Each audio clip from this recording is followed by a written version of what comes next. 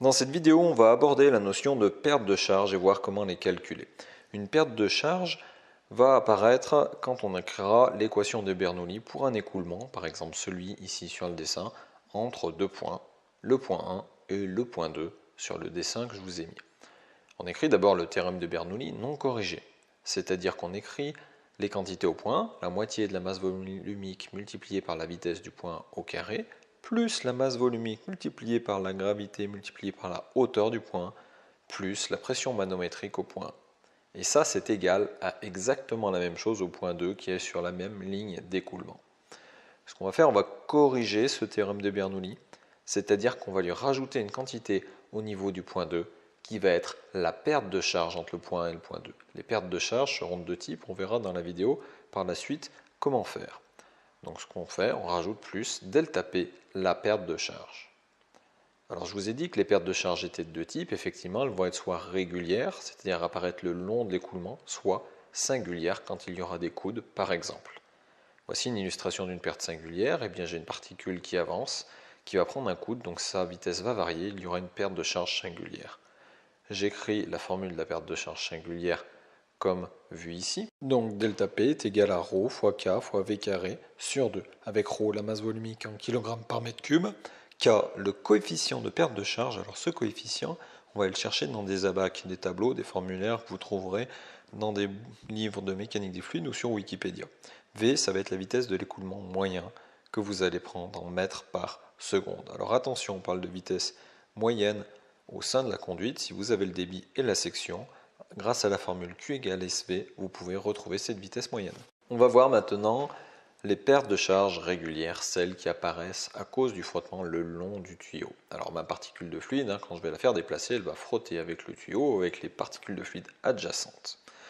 Quand elle va devoir avancer le long d'une certaine longueur, eh bien quand je la fais avancer, il faut que je fasse avancer toutes les autres qu'il va y avoir devant.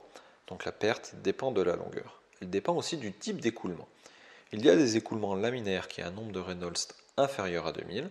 Les trajectoires des particules de fluide restent parallèles les unes aux autres, comme ici. Tandis que pour un écoulement turbulent, les trajectoires des particules de fluide sont désordonnées.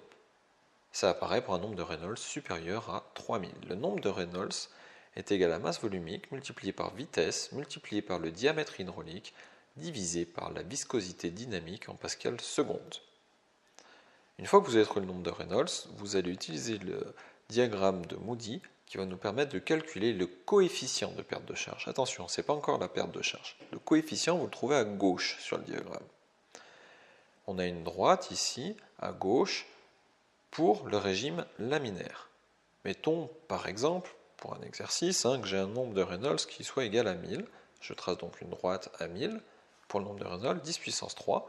L'intersection avec la droite de pente RE sur 64 me donne le coefficient de perte de charge. Si maintenant j'ai un RE qui est égal à 10 000, je trace une droite, je me rends compte que je suis dans le régime turbulent. Ayant la rugosité et le diamètre, je peux calculer ce qu'il y a à droite ici, c'est-à-dire la rugosité relative, et choisir donc la courbe appropriée. Ici, celle qui est égale à 0,002, on la trace donc. À son intersection avec la droite du nombre de Reynolds, en prolongeant horizontalement, on trouve le coefficient de perte de charge ici de zeta. Après ce coefficient, on n'a plus qu'à le mettre dans la formule de la perte régulière, zeta multiplié par masse volumique multiplié par la longueur de l'écoulement multiplié par la vitesse au carré divisé par 2 fois le diamètre. Et je trouve la perte de charge régulière. On va voir maintenant comment appliquer ce coefficient de perte de charge pour calculer la perte de charge régulière. Donc le coefficient, mettons qu'on se le fixe, il est égal à 0,056, il a été déterminé par les méthodes vues précédemment. Donc je le mets dans ma formule. Il faut que je multiplie par la masse volumique ρ 900 kg par mètre cube, multiplié par la longueur en mètres, ici 10 mètres dans mon application, multiplié par la vitesse moyenne, ici mettons que je l'ai calculé et qu'elle fasse 1 mètre par seconde. Et ça divisé par 2 fois le diamètre. Attention, là le diamètre est écrit directement en mètres, il faut faire bien attention. La perte de charge que l'on va trouver, elle, va être en pascal. Voilà, cette vidéo est terminée. On a vu quelques notions simples sur les pertes de charge régulières et singulières dans le cadre d'écoulements unidimensionnels, c'est-à-dire dans des tuyaux par exemple.